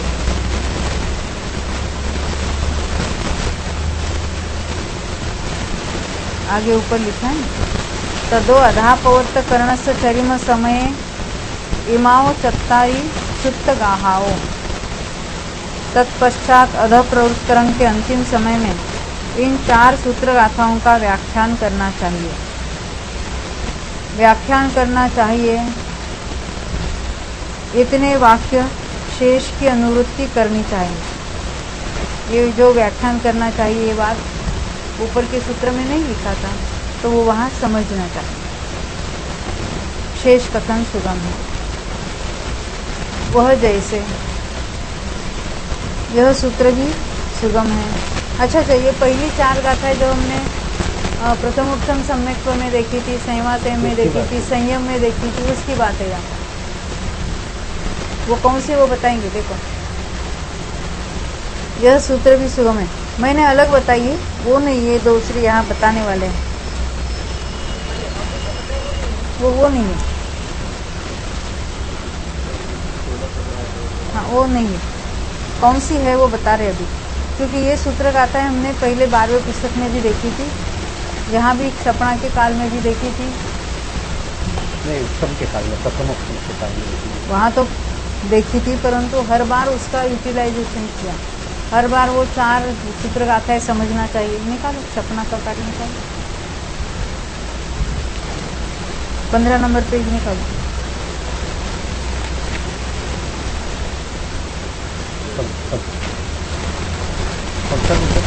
Page number 15। हर बार हमने ये सूत्र गाथा देखी। पहले तो उपशमना में 12वें पुस्तक में तो देखी थी। देखो यहाँ 15 पृष्ठ पर अंतिम लाइन, या उसके पहले वाला सूत्र देखो ना, बीच वाला, अधप्रवृत्तकरण के अंतिम समय में इन 4 सूत्र गाथाओं का कथन करना चाहिए। मिला? कौन सी? वो नीचे लिखा, दर्शन मुख की क्षपणा करने वाले जीव का परिणाम कैसा होता है, किस योग में, किस योग कषाय और उपयोग में विद्यमान है, कौन सी लेशा और वेद होता है, पूर्वबद्ध कर्म कौन कौन से, वगैरह वगैरह। वहाँ पर भी जो 4 बताए, अब वो भी वही 4 यहाँ बताएंगे। हम देखते हैं जरा, अपने पृष्ठ संख्या निकालना। हाँ, 214, वो जरा रखना, वैसा ही कुछ मार्क रखना वहाँ पर। अभी यहाँ ये सूत्र गाथाएं बता रहे, कौन सी हम पढ़ेंगे इसको। तम जहाँ, वह जैसे, यह सूत्र भी सुगम है। ऊपर तो शॉर्ट में लिख दिया है, कसाय वो सामण पट्ठवगस्स, और ये बड़ा बिंदी जैसा लिखा है, उसका अर्थ होता है, ये शॉर्ट फॉर्म लिखा है, उसका शुरुआत का कुछ भाग लिखा है, आगे की पूरी समझ लेना। तो हिंदी में तो उन्होंने पूरा अर्थ लिख दिया है कि कषायों का उपशम करने वाले जीव का परिणाम कैसे होता है। ये उपशम हुआ है ना, उपशम चाहिए। जब दर्शन मुख की क्षपणा का विषय चल रहा था, जो हमने 15 नंबर पर देखा था, हाँ ऊपर, वहाँ पूछा था कि दर्शन मुख की क्षपणा करने वाले जीव का परिणाम कैसे होता है। वैसी बात संयमा संयम में भी लिखे थे, थोड़ा देख लेते हैं।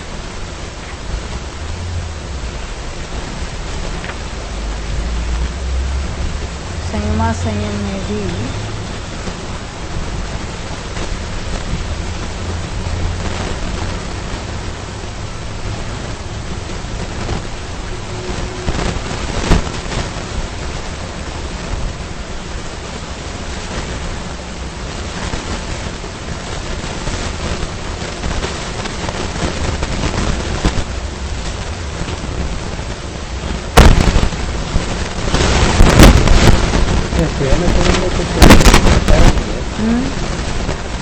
तो गाथा का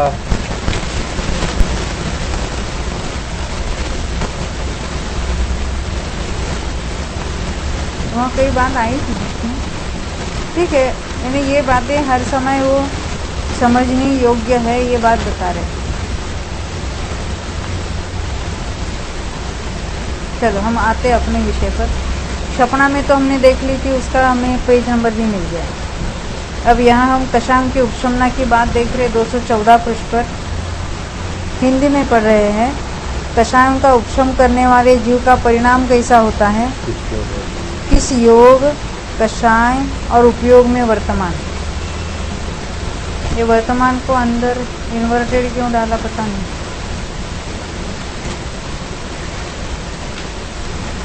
किस लेशा से युक्त और कौन से वेद वाला जीव कषायों का उपशम करता है, ये बात ख्याल में आई। तेजल कैसा परिणाम होता है, यानी वो विशुद्ध परिणाम होता है वगैरह वगैरह बात बताएंगे। कौन से योग होता है, मनोयोग होता है, काय योग होता है, काय योग में कौन सा काय योग होगा, वैक्रिक होगा कि वैक्रिक मिश्र होगा, तो कौन सा होगा, औदारिक होगा क्योंकि मनुष्य के होता है, मनोयोग हो सकता है, वचन योग हो सकता है, अभी बताएंगे वो कौन से कषाय में होगा, क्रोध मान माया लोग कोई भी होगा, अभी है तो संज्वलन पर उसमें से कोई भी हो सकता है, वो उपयोग कौन सा होगा, ज्ञान उपयोग होगा, ये बातें यहाँ बताएंगे। किस लेशा से युक्त, अभी इसके शुक्ल लेशा हो जाएगी। अब तक तो 3 शुभ लेशा देखी थी, उपशमना में भी, क्षपणा में भी, दर्शनों की। अब ये कषाय का उपशम करने वाला है, श्रेणी चल रहा है, उसकी बात है। और कौन से वेद वाला, तो तीनों वेद वाला उपशम से नहीं कर सकता है, ये तो उसका कहेंगे आगे। यह प्रथम गाथा है। इस बात का ज्ञान कराने के लिए यहाँ 1 अंक का विन्यास किया है, वो 1 अंक लिख दिया है। शंका, यहाँ पर गाथा के एक देश के विन्यास द्वारा, एक देश का है ना गाथा का, एक पार्ट लिख दिया, एक पद लिख दिया, वो लिखने के द्वारा पूरे गाथा सूत्र की प्रतिपत्ति कैसे हो सकती है, प्रतिपत्ति यानी उसका ज्ञान कैसे हो सकता है। हाँ, पूरा क्यों नहीं लिखा, ये पूछ रहे शिष्य। समाधान, ऐसी आशंका नहीं करनी चाहिए, क्योंकि देशामर्शक रूप से, देश यानी एक देश यानी पार्शल, देशामर्शक यानी थोड़ू लख्यू घणू जानजो, वो बात उसको देशामर्शक कहते हैं, यानी शॉर्ट में कुछ लिख दिया परंतु उसका विस्तार समझने योग्य है। तो देशामर्शक रूप से गाथा के इस प्रथम पाद की, पाद यानी उसका चरण, ऐसे 4 चरणों में होते हैं, जैसे हम कहते हैं नमस्समय साराय स्वानुभूत्या चकासते चित स्वभावाय भावाय सर्वभावांतरच्युत, 8 का अक्षरों का एक पाद हुआ, इसको पाद कहते हैं, 1 पार्ट। तो प्रथम पाद की पूरे गाथा सूत्र के परामर्श रूप से प्रवृत्ति देखी जाती है, यानी वो एक पार्ट पूरे गाथा को बताने वाला है, हम कहते हैं वो उसका शॉर्ट फॉर्म है कहीं। इसलिए यहाँ पर पूरे गाथा सूत्र का उच्चारण कर उसे ग्रहण करना चाहिए, यानी पूरी गाथा यहाँ समझनी चाहिए, उसको बताना चाहिए, पढ़ना चाहिए। अथवा गाथा के आदि और अंत का निर्देश करने से पूरे सूत्र का उच्चारण सिद्ध हो जाता है। ऐसा भी है, गाथा का शुरुआत कसाय वो सामने ऐसा कहेंगे, फिर लास्ट वाला शब्द लिखेंगे, तो भी हम समझ के बीच वाली पूरी गाथा है। क्योंकि सर्वत्र आगमिकों में अंत के निर्देश, आदि अंत के निर्देश करने का व्यवहार सुप्रसिद्ध है। आगमिकों में यानी आगम के जो जानकार हैं, आगम से जो परिचित है, उनको पता है ये ऐसी पद्धति है। अब दूसरा जो बता रहे काणिवा पूर्वबद्धान, यहाँ भी शॉर्ट में लिख दिया, उसका विस्तार से अर्थ हिंदी में बता रहे। कषायों का उपशम करने वाले जीव के, ये कषायों का उपशम करने वाले, ये बात सब गाथा में एप्लीकेबल है, क्योंकि जब हम प्रथम उपशम कर रहे थे तो दर्शन मोह की प्रथम यानी उपशम करने वाले जीव का ऐसा लिखा था, जब क्षपणा कर रहे थे तो दर्शन मोह की क्षपणा करने वाले जीव के कैसे कैसे होते, ये पूछा गया था। यानी वो गाथाएं तो सर्वत्र एप्लीकेबल है, जहाँ जहाँ जो कोई करण परिणाम होते हैं। तो कषायों का उपशम करने वाले जीव के पूर्वबद्ध कर्म कौन कौन है, कौन कौन है में कौन कौन नहीं है, ऐसा भी होगा ना, यानी अनंतानुबंधी की 4 नहीं है, दर्शन वर्तमान में किन कर्मांशों को बांधता है, यहाँ बंध कौन कौन से प्रकृतियों का है, आयु के सिवा, वो तो मूल प्रकृतियों की बात थी। हाँ, अभी यानी मूल प्रकृतियों की बात की आपने, मूल प्रकृतियों की बराबर है उसकी बात। आयु को छोड़कर अन्य कर्म बंध रहे हैं, हाँ, परंतु मोहनीय में कौन सी, अभी वो 7वें गुणस्थान में अधप्रवृत्तकरण में है, और वो भी विशुद्धि बढ़ रही है बहुत, अनंत गुना। तो आगे भी जो विच्छित्ति होने वाली, वहाँ पर ऐसे भी कुछ अशुभ होगी, तो यहाँ पर वो भी नहीं बनेगी, यथा योग्य। आयु का बंध तो यहाँ भी नहीं होगा। क्योंकि आयु का बंध इस विशुद्ध काल में नहीं होता है, विशुद्ध परिणामों में। नहीं। वर्तमान में हाँ कौन से कर्मांशों को बांधता है? जैसे ज्ञानावरण दर्शनावरण वो तो बंद ही रहे हैं ना, अंतराय वगैरह। कितने कर्म उदयावली में प्रवेश करते हैं और यह किन कर्मों का प्रवेशक होता है? उदयावली में प्रवेश और प्रवेशक के दो अलग अलग बताए यहाँ पर, जो कल शाम को चर्चा हुई थी। यानी उदयावली में प्रवेश करता है, उदीर्णा किसकी होती है? उदय में कौन आ रहे हैं और कौन मात्र उदयावली में स्थित है? उदयावली में है उसका उदय क्रम से होगा, परंतु जैसे हम देखते हैं ना, जिसका उदय है उसका उदय होने का प्रवेश। अभी यहाँ हम देखते हैं, अभी यह सम्यक प्रकृति पर घटित करके बताएंगे। सम्यक प्रकृति का उदय चल रहा है, वेद समय दृष्टि की बात है। तो ये दो कर्म एक समय ऊपर स्थित है, उदयावली में तो है, पर उदय के समय में वो इस रूप से ऊपर उदय नहीं है, ये भी हो सकता है। उदयावली में है, यानी उसको वो तो उदयावली में प्रवेश कर रहे, क्योंकि ऊपर से नीचे नीचे आ रहे हैं, तो उदय समय आते वो अन्य रूप से उदय में आए, परमुख से उदय में आए। किन कर्मों का प्रवेश होता है, यह दूसरी गाथा है। इसका ज्ञान कराने के लिए चूर्णी सूत्रकार ने यहाँ 2 अंक का विन्यास किया है। यहाँ पर भी पहले के समान गाथा के एक देश के निर्देश द्वारा, यानी उसके पार्ट का कथन द्वारा संपूर्ण गाथा की प्रतिपत्ति का व्याख्यान करना चाहिए, यानी संपूर्ण गाथा यहाँ समझ लेनी चाहिए।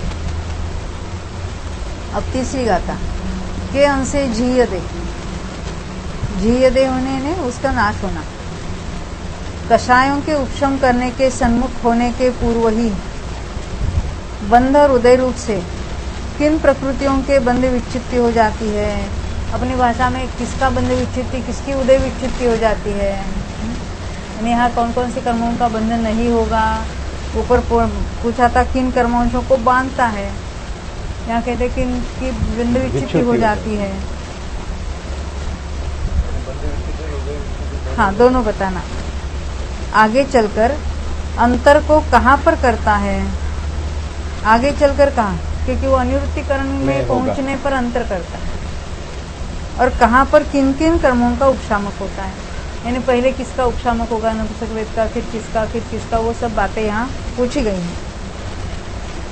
यहाँ पे केवल प्रश्न यहाँ लिख रहे हैं, उसके उत्तर तो आगे चलकर आएंगे। यह तीसरी गाथा है। इसका ज्ञान कराने के लिए यहाँ पर 3 अंक का विन्यास किया है, इसलिए यहाँ पर भी पूर्वोक्त न्याय से ही संपूर्ण गाथा की प्रतिपत्ति कर लेनी चाहिए। अब चौथी गाथा बताएंगे। किम खिदियानी, ये भी शॉर्ट में बताया। उसका पूरा गाथा का अर्थ है, कषायों का उपशम करने वाला जीव किस स्थिति वाले कर्मों का तथा किन अनुभागों में स्थित कर्मों का अपवर्तन करके, यानी अभी जो उपशम करने वाले जीवों की स्थिति कितनी है और किसका वो अपकर्षण करेगा, अनुभाग कितना है और उसका कैसे अपकर्षण करेगा, तो किस स्थिति में स्थिति कर्मों का तथा किन अनुभागों में स्थित कर्मों का अपवर्तन करके, अपवर्तन ने घटाना, शेष रहे उनके किस स्थान को प्राप्त होता है। जैसे पहले जैसे द्विस्थानीय था, अब कितने स्थान को प्राप्त होगा, ये पूछ रहे। यह चौथी गाथा है। इसका ज्ञान कराने के लिए सूत्र की परिसमाप्ति होने पर 4 अंक का विन्यास किया, यानी 4 अंक लिख दिया है वहां पर ऊपर। यहाँ पर सकल गाथा की प्रतिपत्ति के पूर्वोक्त उपाय का ही व्याख्यान करना चाहिए। सकल गाथा की प्रतिपत्ति यानी ज्ञान, सभी गाथा की। तो यहाँ पर सकल गाथा की प्रतिपत्ति के पूर्वोक्त उपाय का ही व्याख्यान करना चाहिए। इन गाथाओं के अर्थ का विशेष व्याख्यान सुगम है, यानी उसका अर्थ क्या है पृच्छाओं का वो सुगम है। वो पृच्छाओं का उत्तर क्या है वो तो बताएंगे, परंतु पृच्छा क्या है ये तो समझ में आवे, ऐसी बात है। इसलिए चूर्णी सूत्रकार ने विस्तार नहीं किया। इसलिए यहाँ पर मंद बुद्धिजनों के अनुग्रह के लिए इसके द्वारा प्राप्त हुए गाथा सूत्रों के अर्थ का विवरण करेंगे। बताएं। यथा कषायों का उपशम करने वाले जीव का परिणाम कैसे होता है, इसकी विभाषा। विभाषा ने विशेष व्याख्या, जो गाथा में शब्द आए उसी का विशेष व्याख्या, और परिभाषा ने बहुत विस्तार, उसके आगे पीछे का भी सब कह देना, वो परिभाषा होती है। तो कहते परिणाम विशुद्ध होता है। ये पूछा गया था ना, परिणाम कैसे होता है।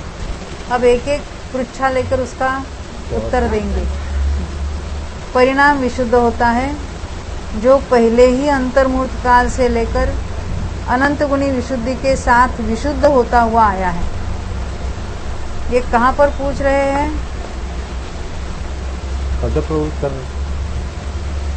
अधप्रवृत्तकरण के कहाँ, शुरू में कि अंत में? नहीं, समाप्ति होने के पश्चात में। देखो यहाँ लिखा था ना,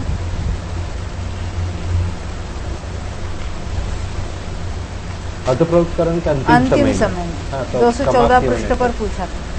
यानी अधप्रवृत्तकरण के एक अंतर्मूर्त में अनंत गुना विशुद्धि लेकर यहाँ पर आया है। वो अंत के समय क्या क्या बातें हैं, वहां पर क्या परिणाम है, उसकी बात पूछी गई।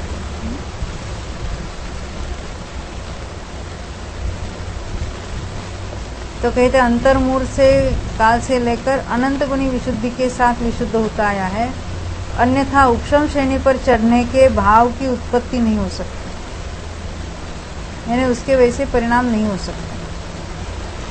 योग पद की विभाषा। अन्यतर यानी कोई भी, मनोयोग कोई भी, हाँ विभाषा करना चाहिए। विभाषा हुआ है क्या? हाँ, योग में योग पद की विभाषा।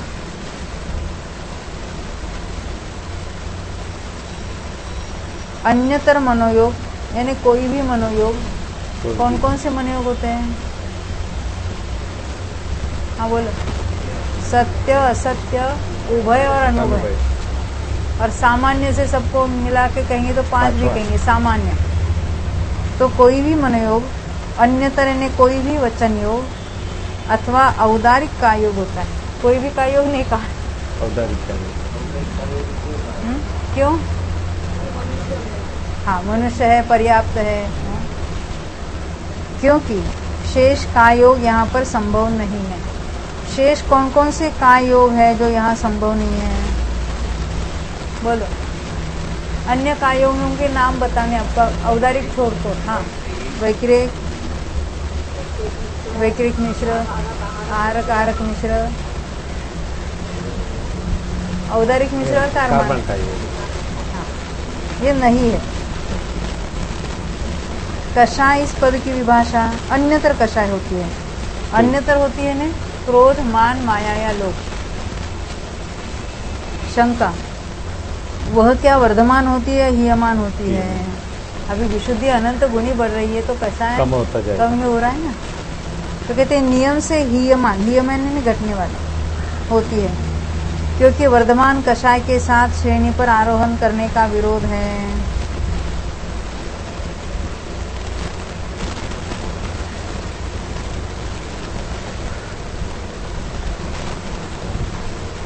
उपयोग पद की विभाषा।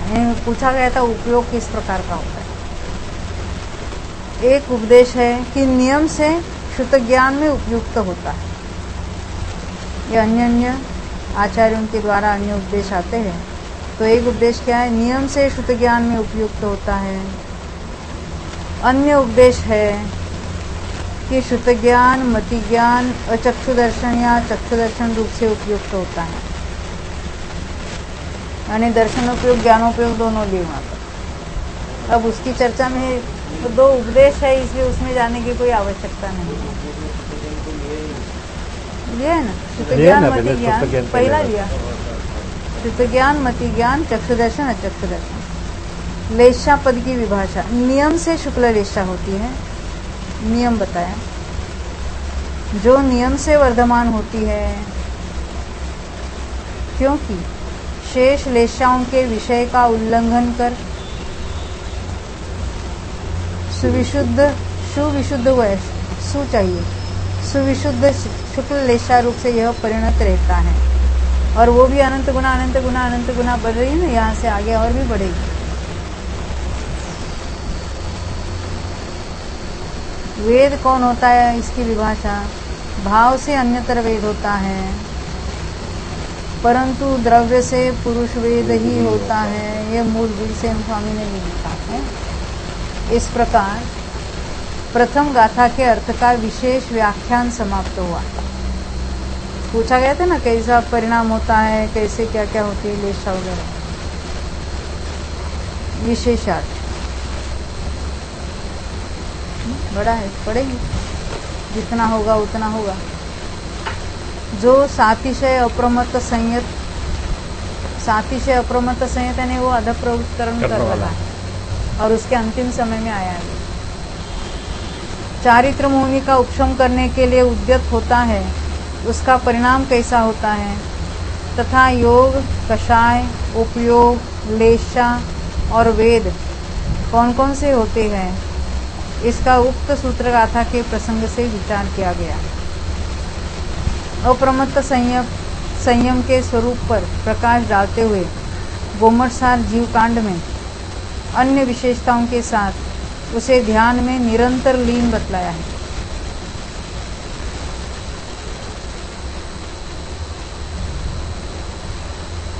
इससे स्पष्ट है कि 7वें से लेकर 12वें तक के सब गुणस्थानों में उत्तरोत्तर ध्यान की प्रगाढ़ता होती जाती है।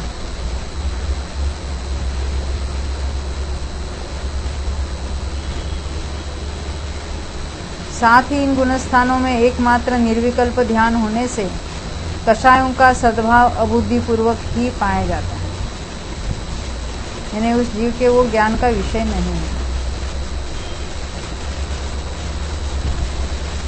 इसका आशय यह है कि उक्त गुणस्थानों में स्थित जीव स्वरूप का अनुभव करता हुआ इष्टानिष्ट विकल्प के बिना ही शुद्ध चैतन्य स्वरूप का अनुभव करता है। चैतन्य हुआ, चैतन्य।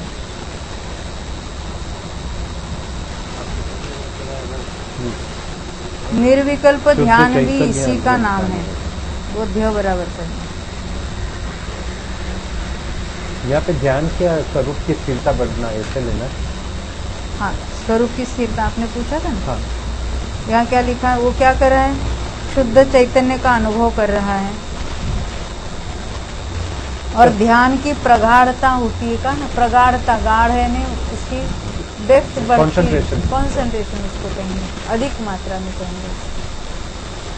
पर यहाँ पे ये जो ध्यान बताया है स्वरूप के बारे में, तो हम लोग ने देखा था पुरुषोत्तर उत्तर का विचार तो कहाँ तक होता है? वो सब वो जो है वो विचार वगैरह जो है पलटना है, वो तो अबुद्धिपूर्वक राग में चला गया। अच्छा, जो विचार है वो उसके ज्ञान में है, वो ध्यान की बात है ना उसकी। हाँ। जिसको जान रहा है वो कषाय की मंदता के साथ हो रहा है।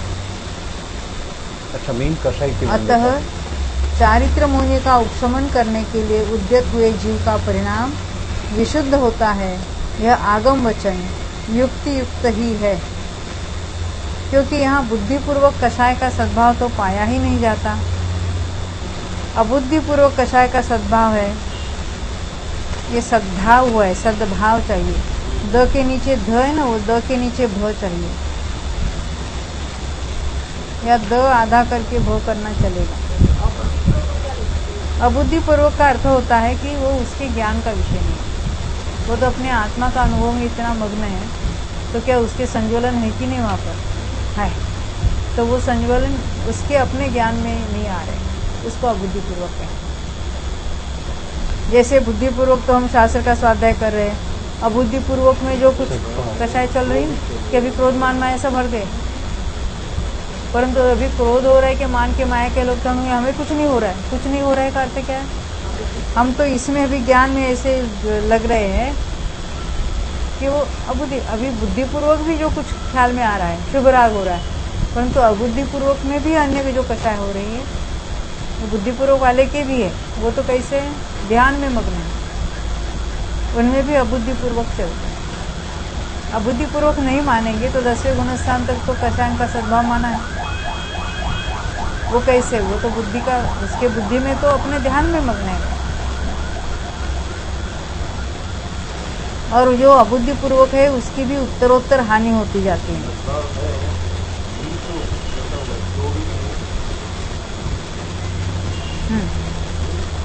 अबुद्धिपूर्वक कषाय का सद्भाव है भी तो उसमें भी। है तो भी उसमें उत्तरोत्तर हानि होती जाती है।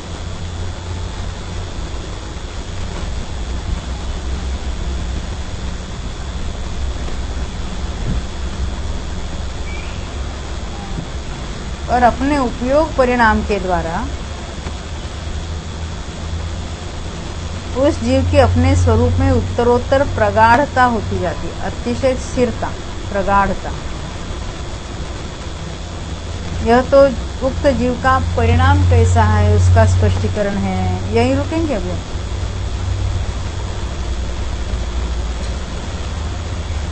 जावानी के ज्ञान दे सूझे लोकालो सोवाणी मस्तक नमो सदा देखो। अश्विन में नमोरियंताणम नमो सिद्धाणम नमो आर्यनम नमो वज्रनम नमो लोहे सत्वश्रावणम नमोरियंताणम नमो सिद्धाणम नमो आर्यनम नमो वज्रनम नमो लोहे सत्वश्रावणम नमोरियंताणम नमो सिद्धाणम नमो आर्यनम नमो वज्रनम नमो लोहे सत्वश्रावणम।